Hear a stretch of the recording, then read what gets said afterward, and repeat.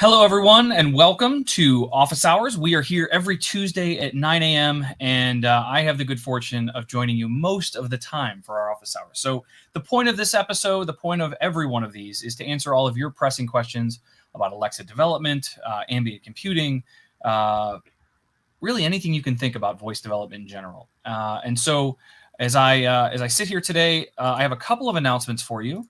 Not sure what happened there, but let me jump into a couple of things that I want to share with you. So I have a couple of announcements, as I do every episode, that I just want to share before we get into our guest and all the other stuff that we're going to have going on. So the first thing that I want to let you know is that we started a new program for students called the Hour of AI.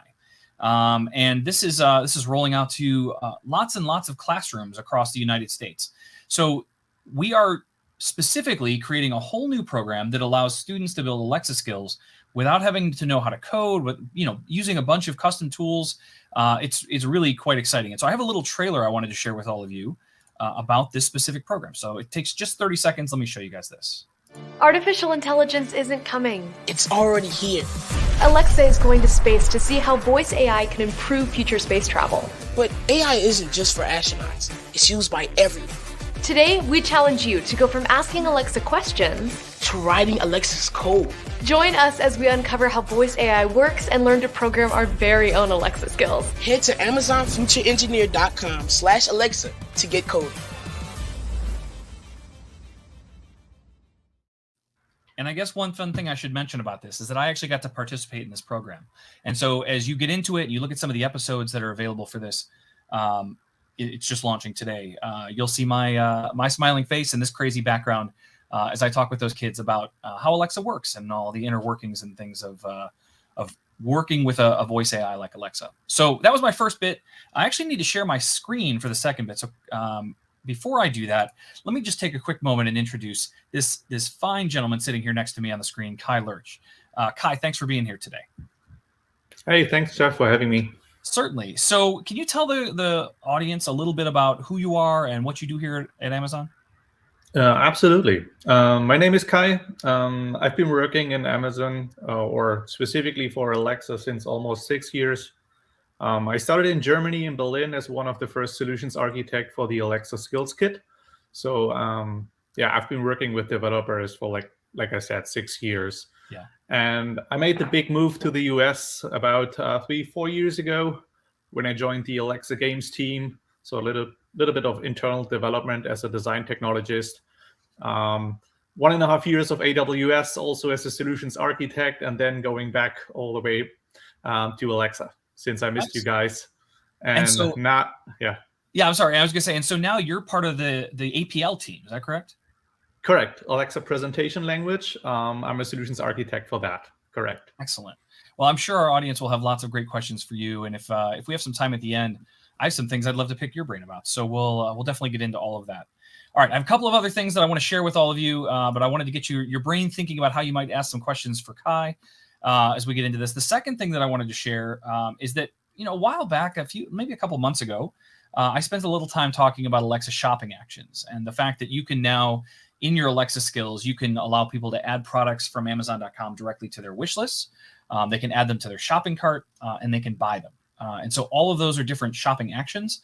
But in addition to that, if they are adding things to their cart or they're buying them, you can now start using Amazon Associates. If you guys aren't familiar with that referral program, it basically allows you to earn a little bit of money while you sell products on Amazon.com. And now that Amazon Associates program is available directly in shopping actions as well. And so I thought I would just take a quick second. I'm going to share my screen here like so. And then we're going to look at this for a second. So this is my byproduct intent in a skill that I'm working on. And you can never mind all of this stuff. This is just things that I'm doing to get some data. But what's really important is this action task object that I'm creating here. And so I just want to show you that we have these different connections. And in this case, I'm saying buy shopping products. And so this is like if someone uses this intent, they will actually buy this product. And so what I'm doing is specifying an ASIN. If you guys aren't familiar with the term ASIN, it's an Amazon shopping identification number. I don't know if that S stands for shopping, but it's a identification number that Amazon uses like a UPC or anything else. It's for all the products that are available at Amazon.com. And this is the new piece here, this attribution. So attribution allows you to specify what your Amazon Associate ID is, and then you can create custom tracking IDs for different campaigns and all sorts of other things. And so I have a tracking ID that is my name. So just by adding this attribution, if I take this away and just do that, this is how I would do a normal shopping action with a buy. But if I want that Amazon Associates attribution, all I have to do is bring that back. And this gives me that Amazon Associates attribution. Now, for each product, it varies, but there is a small commission that is paid to the person that this is attributed to. So even if you are selling products in a skill that isn't for you, you can use someone else's tracking IDs here. Whatever tracking IDs are provided are the ones that will be attributed to whatever the sale is for these kinds of shopping actions. So just a very, very quick demo. I just wanted to give you guys a quick feel for what that looks like, but it's quite simple. And I create this action task object. And then down here, I just say add directive action task, and that fires that thing through and allows it to go ahead and complete that purchase with Alexa. So kind of fun. I didn't know if anybody had tried that out before, but I always like to do little demos like that. I think that's helpful. All right, so that was number 2. There is one last thing that I want to talk to you all about, and that is the Alexa blog. Actually, because of some of the content that we had on here a couple of weeks ago, when we brought the folks from the Alexa Skill Insights team, if you didn't have a chance to meet those folks, they're the ones that write all of those awesome suggestions that end up in your inbox about what you should do to improve your skill. You might also see some of this in the Skill Quality Coach. All of that feedback, all of those things, they took a lot of their insights and they wrote a blog post called 5 Need-to-Know Tips from the Alexa Skill Insights team.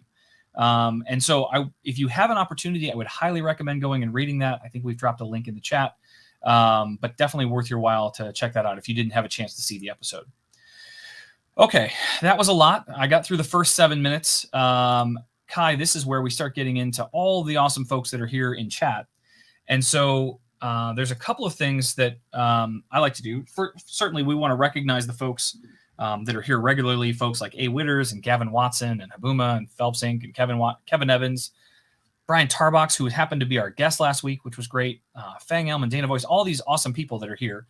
It sounds to me like I didn't realize that the clock change for the UK was on Sunday. And so the time is a little off, right? Because we're not lined up with them for another week. I think our time changes this Sunday. So it sounds like everybody's eating candy. It was wet and stormy in the UK last night. That's perfect Halloween evening, I suppose. I'm gonna let you try to answer this one, Kai, because I don't know the answer to this. But Emeron wants to know if there's anyone who works in Quantum 6 on artificial intelligence. I actually don't know that term, Quantum 6, and I feel like maybe I should. Is that something that's familiar to you? I heard about it, but certainly I can't answer question to that. Yeah, no, that's all right. I'm familiar with lots of things, but unfortunately for this one, I have to give it back to you. Yeah, no, that's quite all right. I wanted to see if I even know what that is.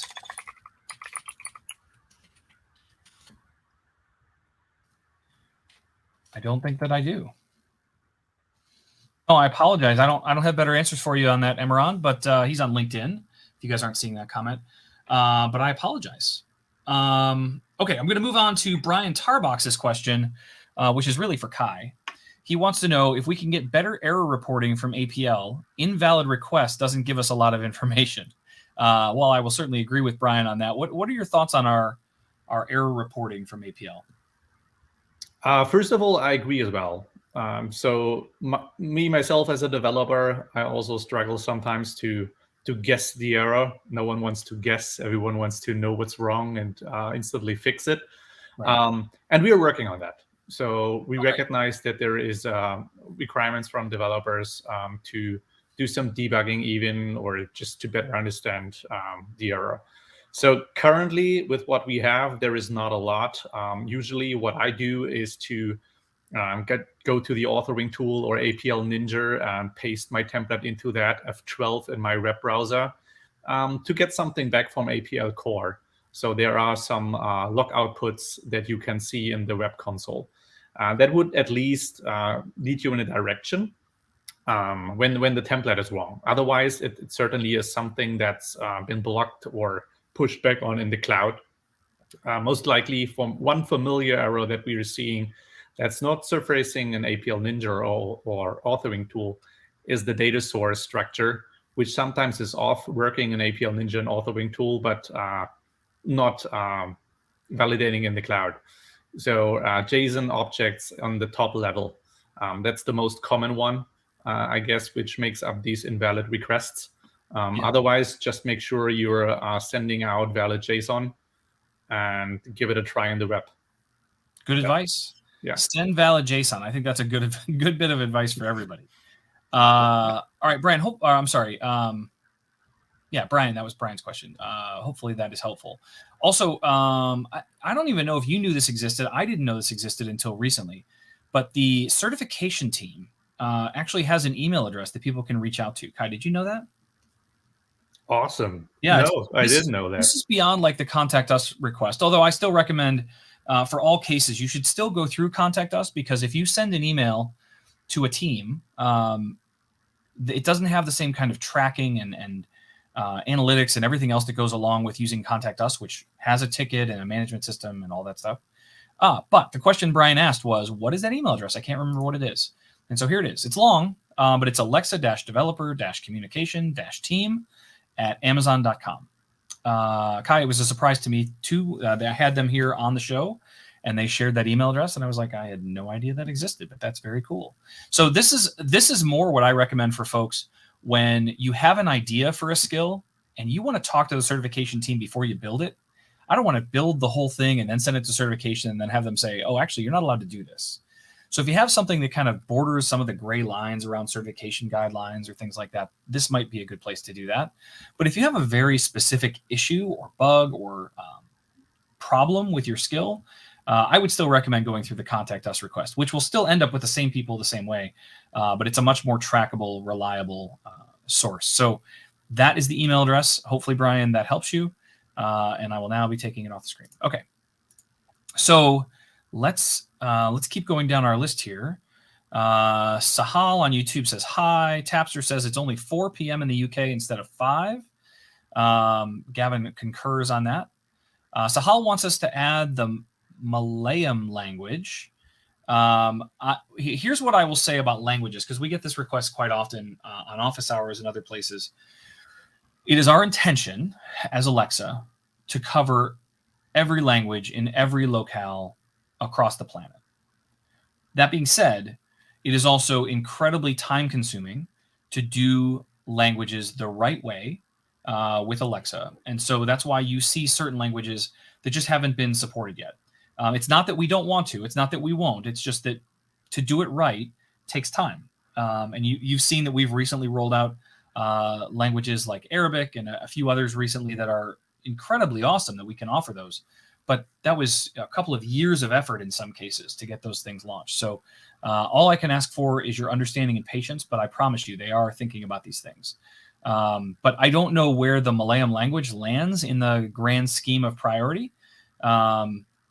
One thing to look at is there an Amazon online store in that location? Is there are Echoes sold in that location? As an example, I'm actually speaking at an event later this week. I have the poor opportunity to go to the Dominican Republic later this week for an event.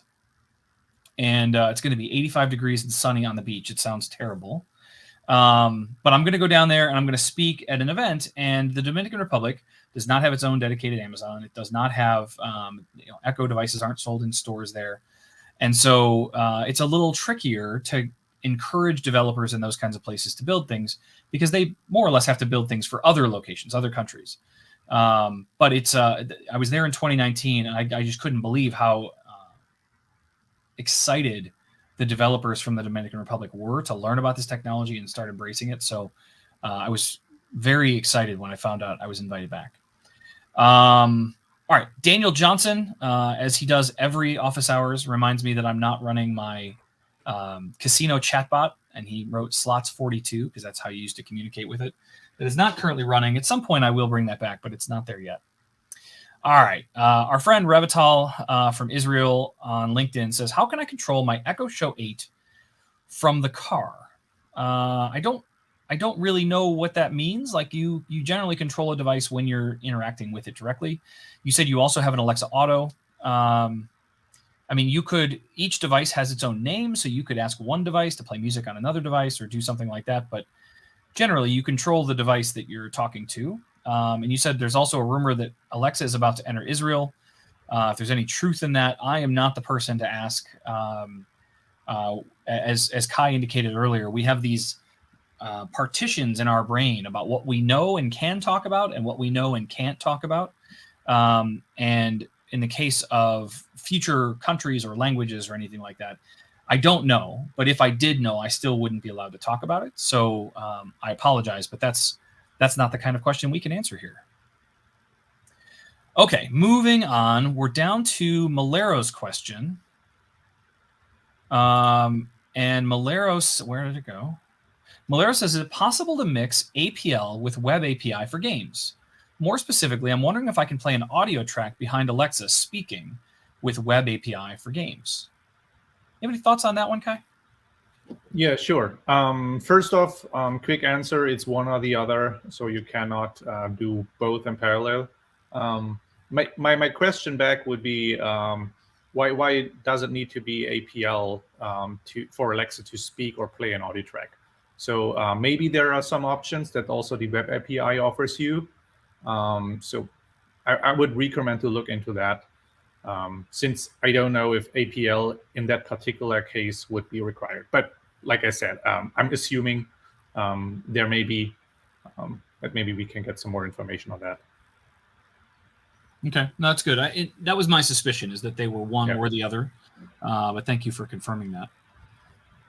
Also, our good friend Karthik is here in the chat. He says, good morning. Hey, Karthik.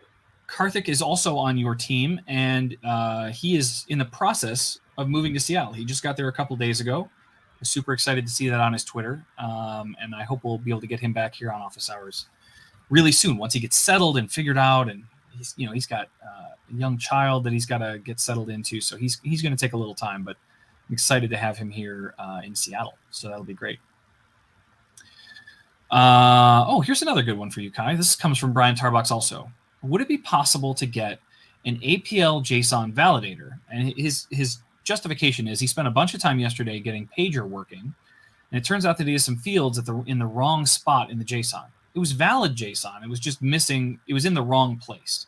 He had put some properties in the inappropriate place, and while the JSON's valid, an APL validator would have told him very quickly that it was wrong. Is that something that we've seen, or is there a tool that exists? Yeah, there actually is. So first of all, the authoring tool, the web authoring tool, also has some kind of error logging or output that would let you know if you do something wrong in your JSON. But I assume that this developer already used the web authoring tool, so some of the things might not be shown up. There is a code package, APL Suggester, APL-Suggester, which is an NPM package. And you could use that to validate your JSON before you're sending it out, or even for debugging purposes, to get a better sense of what you might have done wrong. So I recommend using that. It's an Amazon tool, so it's developed by our tools team at APL. Gotcha. I didn't even know this existed. This is great. Yeah, I am one of those treasures that we have. Yeah, I'm copying the GitHub link right now and dropping it in the chat for everybody. It's APL-Suggester, you said, right, in the Alexa GitHub? Yeah, you can look it up online. It's on GitHub. It's also an NPM package that you could add to your package JSON. Cool. Add to your build chain. Cool. And then, so how does it work? Is there command line validation, or do you run it in your code? I think it's both. It has CLI and also SDK integration support. Got it. So you could access it programmatically or inside the console. Very cool. I learned something new today. That's exciting. So Brian Tarbox, let me know if that kind of serves your needs, if that's something that you're looking for. That's a great find, Kai. Thank you for sharing that. Thomas Lawrenson says hello. Revital says, how come my light bulbs suddenly stop responding to Alexa? There's like 4,000 reasons why something like that might happen. Your Wi-Fi could flicker. You have to remember there's a whole bunch of routing that happens inside a smart home communication. So Alexa, when you talk to the device recognizes that, hey, I need to talk to a specific skill that controls that specific light bulb. So it has to pass a signal off to a skill. That skill has to talk to some API behind the scenes. That API is somewhere in the cloud that makes some decisions about what needs to happen. That sends a signal back more or less directly through your Wi-Fi again, back to that light bulb. And if any failure point in there hiccups, then it's not going to talk to your light bulbs. And my house is pretty thoroughly smart homed. I like these lights behind me are all smart homed up, and I would say 98% of the time everything works great. But every once in a while, like these bars that I have here, these light bars, every once in a while I'll say, start the office nonsense. That's what turns all these lights on. Here's a good example. I don't think I have a device unmuted. Alexa, turn on the office LEDs. There we go. So we get some green lights. So all of this stuff is set up and smart homed and ready to go. The problem is that every once in a while something will just be in the way. Maybe a service was down in that long chain of communication. Well, no, it didn't. Anyway, so that is the quick story on that. I would hope that you could do a couple of things. You could power down your light bulbs, power them back up. Sometimes that will just solve it. But there's a variety of reasons why that might fail. So I don't have an absolute solution for you, unfortunately. Maybe also rediscovery of those devices sometimes helps. Yep. Yeah. No, that's a good one. Thank you. Okay. Anonymous LinkedIn user says, I'm building a skill that will require HIPAA certification, and I've read the requirements. It says that the Alexa dialogue APIs are supported. Does that mean only intent-based interaction model conversations is not supported? I don't know the HIPAA requirements that intimately, but this feels like a hey, I should send an email to certification to verify this kind of scenario. Do you happen to know? Can you use Alexa conversations in a HIPAA certified skill? I know someone who knows or who would know. Okay. Yeah, but unfortunately, no, not on the top of my head. I don't know. Yeah, I don't know off the top of my head either. I can't think of a reason why you wouldn't be allowed. Well, there are legal requirements of what you can collect as data, maybe, I don't know. Yeah, I apologize. I don't know the answer. I'm going to throw that on my queue of questions to look into. And Kai and I will chat after this, and we'll see if we can narrow that down for next week's episode. All right. Dana Voice says, what's the deal with messages saying something like additional property X should not be there?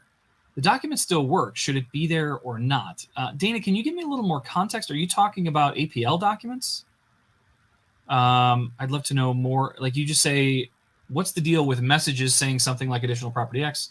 The document still works. I get the vibe you're talking about APL, but I want to make sure I understand. Yeah, it is an APL doc. Are you familiar with that error? Additional property X should not be there? That usually comes up when you add a property to a component that is not specified in the APL specification. Okay. So theoretically, it should not do harm. But just imagine in the future, there is something like that property that we add to it, and then you have created a strange side effect. So better to remove it unless you think it's in the right place. Got it. Yeah, it looks like a couple of folks have said, Dana Voice also says, I get something went wrong messages even when the command works. What would be I've seen this as well. What's the reasoning behind that, where I've passed in an APL directive, it does the thing that I want it to do, but oftentimes, like, then when it's done, it'll say, hey, something went wrong. You mean the partial success? No, I don't think it's I think it's just an APL error from what I can tell. Yeah, sometimes you're sending down something to the device, and then it's being processed successfully, and then another request is sent to your skill, like the session ended request. If that's not handled properly, then Alexa comes back with an error response. Right. Yeah, I mean, that can happen. I have certainly seen that something went wrong in other cases, right? Where like you're not handling an event, or a good example is when you do something like shopping actions or in-skill purchasing, and you sent it off and that all happened successfully. They made the purchase, but then there's a response that comes back to your skill that's a handler type that maybe you haven't implemented. I've certainly seen something went wrong in cases like that as well. Yeah, that's good. Yeah, always check your Lambda logs. If there was some sort of request coming into your skill that caused the error that wasn't handled and silently just crashed. Perfect. All right, A. Witters also just was responding about the light bulbs that stopped working. He has found that oftentimes firmware versions will be released, and the new firmware maybe needs to be implemented in order to still work. But you may also check your firmware. He said he had firmware that was released a couple of days ago, which caused all of his Zigbee devices to stop working. So yeah, like I said, the chain of command between your voice and getting back to that light bulb, there's a lot of failure points in there, and the hope is that they all work, but there's challenges certainly where they don't. All right, Revitel's back with some interesting questions. Do you plan on entering some features of Alexa into airplane cockpits? I'm not aware of anything like that, but I can say that we are currently working on a project with the Artemis space launch, and in there, Alexa has actually been custom configured to run on the space shuttle. So that's not that far away from an airplane, but I don't have any specific knowledge or information about what we're doing on planes. But being able to run autonomously, more or less, on board a space shuttle is pretty awesome. And you can find more about that by just talking to your device. Say the wake word, and then say, take me to the moon, and she'll tell you all about that. And then, how come I'm asking Alexa to find me specific flights, and the answer is that I can't do that? There's a variety of reasons. Again, your location has a big bearing on this as well. But it may be possible. I think you said you're based in Israel. It's possible that Alexa and the services that are offered there don't have that kind of information in your general locale. And so if I ask about a specific flight here in the United States, generally Alexa knows that information and can share it with me. But that is my quick answer on specific flights. Again, a variety of reasons why that may not work. But my suspicion is your location. That would be my best guess. Okay, A. Witter shared a link to our community Slack. So before I try to copy that and get in there, this is my opportunity to do a little commercial. So for those of you that are watching that are like, man, I wish I could talk with more people the way that I talk with people here at Office Hours. It's great that everybody comes together. We can answer questions and share ideas and have conversations. The Slack channel is exactly designed for that. And so I think we have almost 3,000 people in there now. I keep saying almost 3,000, but at one of these points, we're going to cross the number. And I want to celebrate that. We are at 2,894 people in our Alexa Slack. You can go to alexa.design/Slack to join. And a lot of the folks that are here and are regulars on Office Hours are also there all the time. It seems like 24/7 there in Office Hours, answering questions, helping you think about the best approach to things. But it is one of the most supportive, unbelievably helpful communities I've ever been a part of. And I'm so glad that we have this as a place for us all to get together. So alexa.design/Slack is the commercial for that. Now that I've said that, so now I'm going to try and copy this link that he gave me. Let's see if I can do this. The tool that we use here, StreamYard, does not make it easy to copy things. So I'm going to open this up and see where it takes me. Maybe.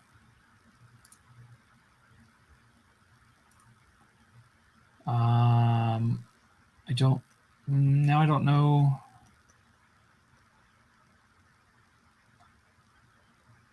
I don't know what that was in reference to. I don't see anything that's showing up in the Slack specifically about that link, A. Witters. What was that a reference to? Would love to dig in more. Fangelm says there are a lot of complaints about this current issue on the user forum. Kai, I think this is a reference to the something went wrong error. But it sounds to me like, I'm sure there are issues on the forum, because literally if you don't do what you're supposed to do, you're going to get that error. So that's very, very possible. Is that still related to APL? No, I don't think so. I think it was, I think we're just talking about the something went wrong messages, which you can also get from APL, but it's something you generally get just from not implementing a handler or something like that. Okay. Paul Stubbs, one of my teammates, said that I turned on his lights. He must also have lights called Office LEDs. That's awesome. Let's see. Malero says, thanks for the answer. I'm mostly wanting to this is the web API versus Alexa. I'm mostly wanting to synchronize sound effects with what Alexa is saying, which is hard with web API for games. I'll probably have to pre-generate audio tracks with Poly. Yeah, I can. Which sounds reasonable. Yeah. Yeah. If synchronization is the key concern here, then the most reliable results you will get with pre-generated audio. That's for sure. Yeah. Okay. So Mahesh on LinkedIn says, in the cars that have Alexa on by default, can all the driving details like miles driven, how many emergency brakes, etc., be stored in an Amazon database like S3 or RDS or something to allow me to analyze the driving data later, kind of like a black box? I don't know that Alexa necessarily unlocks any of that for you. I think that the voice assistant that's baked into the car, whether that's Alexa or some other custom assistant or something like that, they are able to retrieve that information for you. But I'm not aware of any way today where you could go see all of that data and analytics. Now, I think that's something that probably needs to change in the automotive world. I actually had this awesome device. Kai, I don't know if you're a car person at all, but I had in my car, it fits into the little data port that's down by the pedals in your car, and it was a device called Automatic, and I could plug that in there, and then it would use Bluetooth to communicate with my phone for data and everything like that. But it would basically keep track of everywhere I'd ever been. So it could draw a map and show me every road I'd driven on, everything. But it also kept track of each individual trip. How far did I go? How much gas did I use? Because it was using the data directly from the car. And I loved this device, and they end-of-lifed it, and so it doesn't do anything anymore. But it feels to me like now that cars are becoming more and more connected, as we build voice assistants into them and as we add other technology to them, a lot of them have their own dedicated data connections anyway. If not, they have a way to communicate with your phone, which then they could use that data connection that way. I would love, when I buy a car, to be able to go back and just visit a website or an app on my phone and see like every trip I've taken, how much fuel it used, whether that's electric or gas or whatever. I think that would be pretty incredible. Are you aware of any cars that do something like that today? Not with Alexa. So yeah, definitely there is no skill interface, and I also think it's up to the manufacturer of what data they're comfortable with exposing and sharing. They certainly have their own API interfaces, so maybe there is something that you can do in the back end if you have an access token to get the data outside of the Alexa environment. Right. Yeah. It's not necessarily an Alexa thing. Alexa is mostly a retrieval tool. Yeah. But the idea that my car could then store all of that stuff to the cloud, I feel like that's a missed opportunity. I wonder if some of the more modern tech cars, like Tesla, I wonder if they have. I don't have a Tesla, but I wonder if one of our viewers might know. Like, can you go see all of your individual trips and where you went and how long you were there and any of that kind of stuff? I don't know if it tracks all that stuff for you or not. That would be interesting. Seems like this car can even dance, so it should definitely also do that. You would think. I've seen them dance and sing. Yeah, they do a fantastic job of that. All right. A Benzin 2992, that's very kind, said, recently discovered the stream. Nice job you're doing here. Thank you. We're doing our very best to make sure we give all of you the information you need and kind of unblock you and get you moving in the right direction. Dana Voice is talking about with smart home. And again, I don't know that either of us are experts on why this is, but it's probably a similar problem. You tell the device to turn on a light. The light goes on, and then the device says, sorry, something went wrong. That literally just happened when I turned on these green lights. The device came back to me and said, hey, something went wrong, even though the light very much turned on and worked just fine. I would imagine it's the same kind of thing. There was something not caught or handled appropriately. Because again, behind the scenes, these are all what we call smart home skills, which have a slightly different interface, but they are meant to handle the same kind of scenarios. Light was turned on, command was executed, something comes back to let you speak. And my guess is that the person that built that skill for that technology didn't handle something appropriately. That's my best guess. Another thing that could happen is that if you ask Alexa to turn on the light, then the command gets executed, light turns on over the cloud, but then something times out. So right. the manufacturer's end is not getting back to Alexa in a given time. So Yep. Alexa thinks it failed Yep. while the light still goes on. Yep. So one of the scenarios possible. Yeah, again, it's all those failure links that are possible in there. Yeah. Agency 2 is here this morning on Twitch and says, is it possible to get the complete request string from a consumer? Currently, we only get the intent and any entities like slots. I've been very long-winded on this topic. The answer is no. There's a number of security and privacy reasons why you don't get all the words that a user said every time that they speak to your skill. But there is a minor workaround for this in the time that you need all of the words that the user said. We offer a slot type called a search query, which you can add to your skill, and you will get all of the words that the user said. The challenge with that is that it really that slot type specifically has a incredibly huge amount of what I call gravity.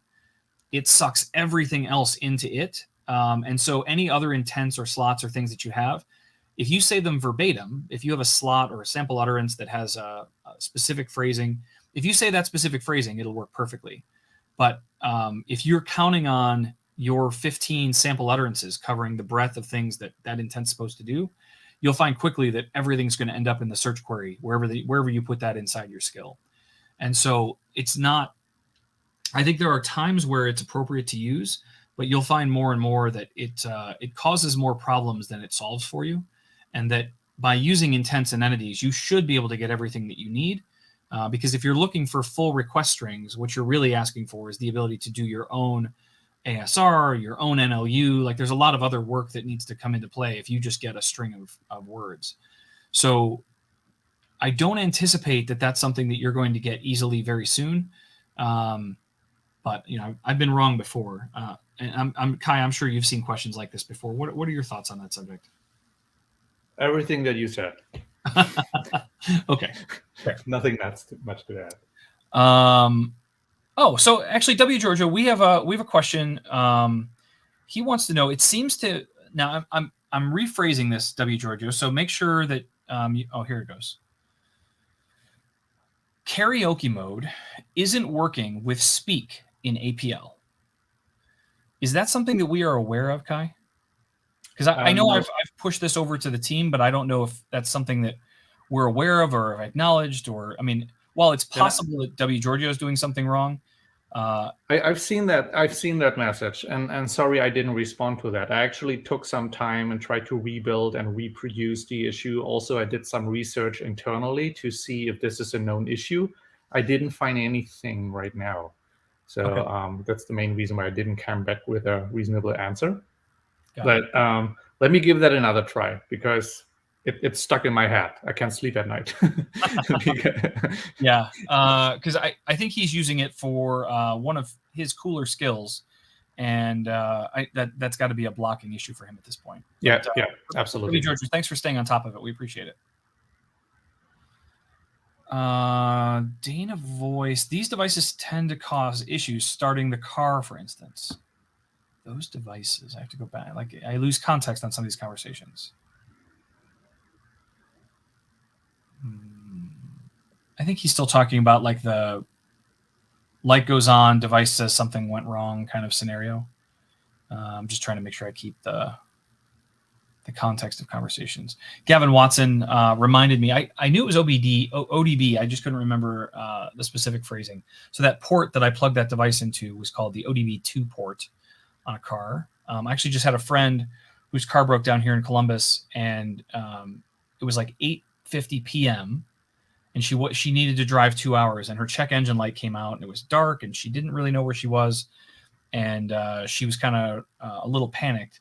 And so I said, well, there's an AutoZone right around the corner from you. Just go there. They'll read the ODB2 code for you, let you know if it's a problem. And it was nothing. Her car had just crossed 100,000 miles, and it was a reminder to get something checked. But she was worried that she was going to like destroy her engine on the 2-hour drive home. So everything worked out well for that one. Let's see. Mahesh says, my idea is to have, not only for me, even I can know what we need to, where we need speed breakers alerts on the road to prevent an accident before it's happening. Oh, I see. So in this case, what Mahesh is suggesting, this is the one asking about how we can get data out of the car and into something else. But he was even suggesting a step further, which is there is an accident coming ahead. We want to warn you that, hey, by the way, you're going to need to slow down really fast for an unnatural reason, not because of a corner or a stoplight or anything that would be predictable.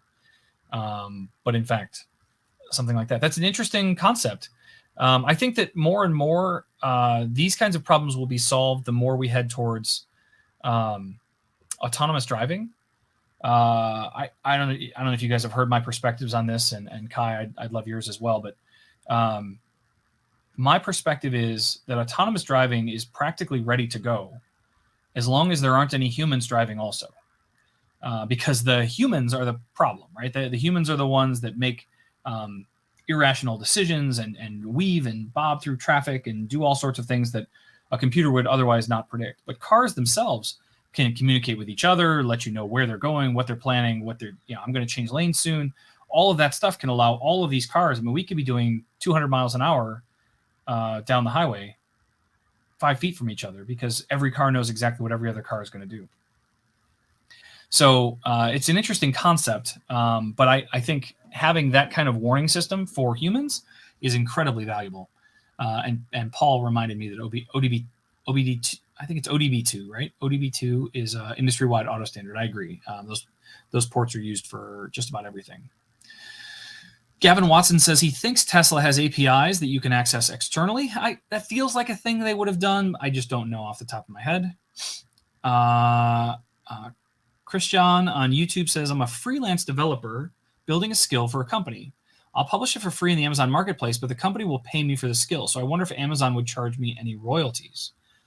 I have great news for you, Christian. No, Amazon's not going to charge you anything. You are welcome to build an Alexa skill. In fact, building an Alexa skill, it's actually pretty hard to spend any money doing it. You can build the front end of the skill completely for free. There's no way for that to even cost any money. And as far as the back end of your skill goes, you can use a service called Alexa Hosted, which would allow you to avoid incurring any costs, but with some limitations. There's some things that Alexa Hosted can't do.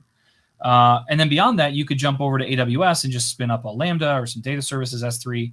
And you could potentially run into some minor costs, but it's not going to be anything significant. But as far as building a skill, building and publishing a skill, no, you will not see any costs from Amazon for doing that at all. So I look forward to you keeping your entire paycheck from your employer. That sounds great. Okay.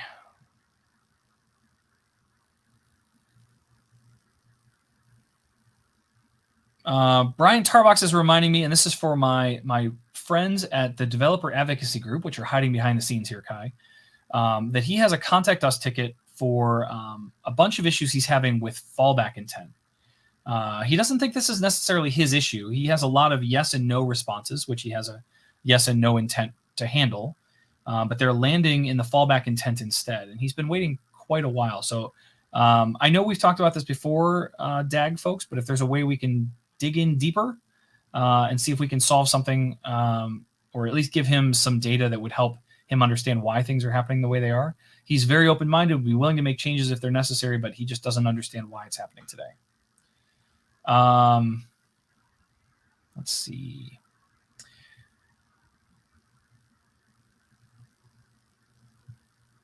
W. Giorgio says, this is just a comment. I just used compositions in APLA, and it's super cool and works great. Awesome. I I don't think I'm familiar with compositions. Kai, can you share some light on what compositions in APLA are? Absolutely. So with APLA, you can mix audio on the fly. So you can bring together Alexa speech and your own audio files or sound effects. And we call this a composition. And then you do this on the fly, send it down to the device. And in the cloud, it automatically generates the audio and plays it back on the device. Cool. So, as simple as that. Cool. All right. Andy Muncie says 99% of my users are on phone, so text push notifications are ideal. Can you direct me to some help on this? FYI, the skill name is Alexa, where is my period? So as far as phone notifications go, I've actually built this for myself. There is, you can use AWS SNS, S, and then the letter N is in Nancy. SNS will allow you to send text messages via code, right? So just in your skill, you just fire off a line and it sends a message to SNS. It will send a text message to your user. Of course, you have to have their mobile number to do that, but you can use the personalization APIs. There's a number of ways you can get their mobile number. You can also just ask for it, but that is the key. AWS SNS. If you don't want to use that one or have tried it, maybe it isn't serving your purposes. I've also had good luck externally with Twilio. If you're just looking to send simple text messages, they have a great API for that as well. But AWS SNS is cheap and free on a free tier level. So I would recommend starting there. Two more things that I'd like to add. There is a fairly new interface, this Alexa Skill Send to Phone directive, where you can send down to the phone some bunch of information, and also the good old skill cards. Yeah, the skill cards work perfect. I think she's looking for a way to send notification style messages, so that it's when they're not using the skill. Oh, okay, got it. Who wants to send the messages? But I agree. I still use skill cards quite frequently for a number of purposes when the developer is using a device without a screen. So that's great feedback. Okay, it sounds to me like the DAG team is working on Brian's case number. Let me know, Brian, if that works out for you. Dana Voice wants to know if there's any word on Echo Dot with Clock 20 segment support. So this is an APLT conversation, Kai, and this is something that I've already raised with our product team, but I'll bring this up here on screen. So this is the new Echo Dot with Clock. It has a slightly different clock face than, you can see there's an icon there for a notification. But this has a different face than the original Echo Dot with Clock, which had the standard 7-segment clock like you might see on a digital clock from the 90s. And there was a limited alphabet. I think it supported about 18 of the 26 letters in the English alphabet. And so I reached out to the team to find out what the story was. Can we use that clock style instead? Is there new APLT APIs or anything? And it sounds like that is on their roadmap, but it is not currently implemented. So it still supports all of the things that APLT did prior to this device being released, but nothing has changed. And as soon as it does, obviously, I'll have some information and be able to share that with all of you. But no, today there's no change in how we think about or approach APLT. Habuma said, I tend to agree with what Jeff said about autonomous driving until I drive at night and a deer runs out in front of me. Even with fully autonomous driving, the human factor is quickly replaced by the deer factor. Yeah, deer are a problem. But again, if we really, let's say we want to move into this crazy futuristic world where it's all autonomous driving and we want to protect ourselves from this stuff. We could cage our streets. We could put arches over stuff so that we don't have those issues. That's a huge infrastructure cost potentially. But I think that might be if deer are really a problem and they're destroying autonomous cars, it will quickly be a way to save lives. And so I think that's a pretty justifiable thing to do, or just some fencing or something to keep them on the other side. Gavin Watson says, I love technology, but I'm way too old-fashioned for autonomous driving. If a car pulls in front of me, I don't want to see a fatal exception error has occurred on a blue screen. I'm with you. I think that there has to be a lot of fail-safes for autonomous driving. Cars have to be able to recognize that something went wrong and reboot live while it's driving, right? So that's certainly a problem. I'm not here to say I've solved all the issues. I'm just excited for what the future could bring. I like the utopian side of it, not the dystopian chaos that could also come along with it. Revital wants to know, how do I make a video call from one Echo Show to another? Easy. Say call, and then say the name of your other device. So each device has its own familiar name that you gave it when you set it up. And so you can say, call the family room, or call the bedroom, or call the kitchen, or whatever. And you should be able to just make a video call that way. You can also call people away from their device. If they have the Alexa app, you can call them that way. You can also make a video call directly from your device to their phone with that app. So lots of power there. Okay. David Curley says, we're running out of time here. We only have 9 minutes left. David Curley said, I would love a way to export-import Alexa routines configured in my own account, i.e. with JSON. The mobile app is okay when you only have a few routines, but it's unwieldy for development and testing sets of routines. I have 30 plus routines, so I'm constantly scrolling and tapping between screens. David, I love this. I have this exact same issue, and I was also thinking about how nice it would be to be able to just pull a file down, make some changes, and upload it again. Man, that's fantastic. I've marked that here. I'm gonna just throw that over to the team and see what they think about it, or if that's something that's even on their roadmap. But that would be incredible. Andrew on YouTube says, "Is there any news about Matter?"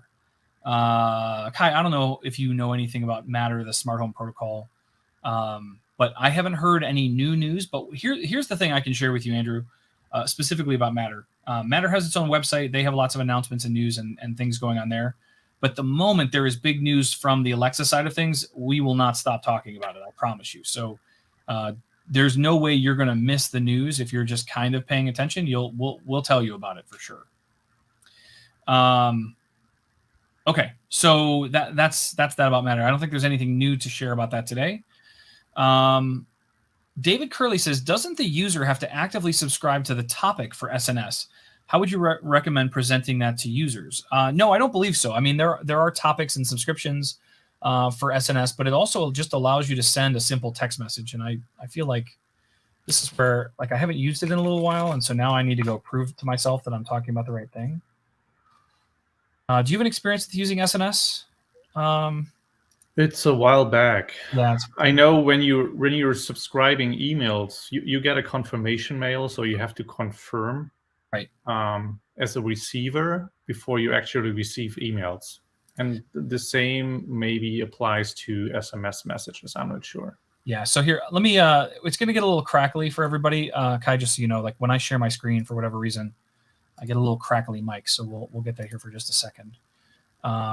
But I'm on the AWS SNS page, and in here, I can. We have topics and subscriptions and all that stuff, but I also just have the ability to do text messaging. And so in here, you can see that I'm delivering messages and sending things out. Like I have one skill that still does this. So I've sent 38 out in the last however long that's been. I don't know what the time frame is on this. But you can also just come here and send one, right? So I can say, hey, I want to send a transactional message to somebody's specific number. Let's see if we can do this. For all of you. This is office hours. And if I just hit publish message, I think that will, nope, origination number. We'll try that too.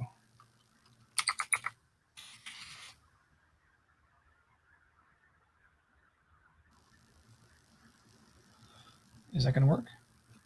Yeah. So I just got, let me see if I can get back to my camera. Stop sharing my screen. So I don't know if you guys can see this message at the very, very bottom, but it says, this is office hours. So that text message just came from that service directly to my phone. So SNS is the thing I was thinking of. And you can go in there and there's an API you can call to send a text message, and you just provide a couple of properties. So yeah, pretty simple and straightforward. But that's how I send text messages in Skills, is I just use SNS. W. Giorgio said he totally forgot about skill cards. Great reminder, Kai. I think it's good to remind people that like some of the stuff that's been around since the very beginning is still very useful in a lot of cases. Andy Muncie reminding people that Amazon Associates, I mentioned this at the beginning of the broadcast, but it's always good to remind everybody. Amazon Associates just launched. And so if you want to add your Associates ID to any of your shopping actions, that makes it very easy for you to do that. And then Dana Voice said, Google just put out an announcement inferring they are there with Matter. I don't know what there means. It's all caps. But it would be wonderful to have Google there with Matter. We want this to work across all devices and all voice assistants, all smart home devices. We want it to work everywhere. So that's fantastic news. And as we do every week, I don't know how you guys do this. We have 4 minutes left in the broadcast, Kai, and we've run out of questions. That doesn't happen super often. Sometimes we in 10 minutes, like we'll run out 10 minutes early and we got to fill some air. But this worked out quite well. So is there anything interesting that you're working on right now, Kai, that you're excited about? Maybe it's just a certain approach you're taking to APL, or is there something cool that you're building or something like that you want to share? Couple of things. The second question is if I can talk about it. Well, of course. Yeah, no, of course. Something that I would like to highlight recently, I talked about it doing Alexa Live, but to those who don't know, we published a best practice guide for developers in APL, for APL developers. So this is definitely something I would read. You can find it in the technical documentation for APL. This is a new section that we have. It teaches you a lot about advanced topics, like how you improve your APL template design, as well as improving performance, reducing latency and things. So this gives you a bunch of recipes that you could follow to just become an even better or more efficient APL developer. So I was part of that. So I was writing parts of that. So that's definitely something I wanted to talk about. Yeah. Oh, that's great. And so Karthik just shared the link. I'm going to share it in a slightly cleaner version so it's clickable for everybody. But you can find that APL best practices for developers in the chat. Thank you, Karthik, for sharing that link. As for me, just a reminder, I am doing live coding multiple mornings a week. I was supposed to do it this morning, and everything here at home is exploding. My wife is sick. My son is sick. No COVID or anything, but everybody's kind of down with a bit of a fever. And so I'm running around trying to play nurse while also trying to get some work done around here today. So with that, I will be back on tomorrow morning, and then I'll be in Punta Cana the rest of the week, and I'm sure I'll do some streaming from there as well. So with that, I think we're going to wrap things up for today.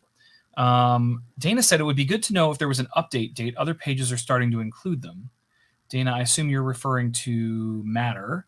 Yeah, I don't know where we keep our updates specifically around Smart Home and Matter, but I will look into that, Dana. So thank you for the nudge.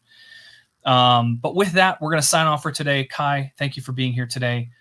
Thank you to all of you for tuning in and asking these fantastic questions. My goal, honestly, is to create an episode where we don't have anybody with any questions, because you guys have found all of them.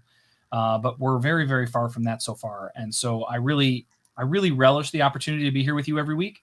And I really appreciate all the time you guys take to join us here. So with that, we're going to sign off. Thank you all so much. We'll see you very soon.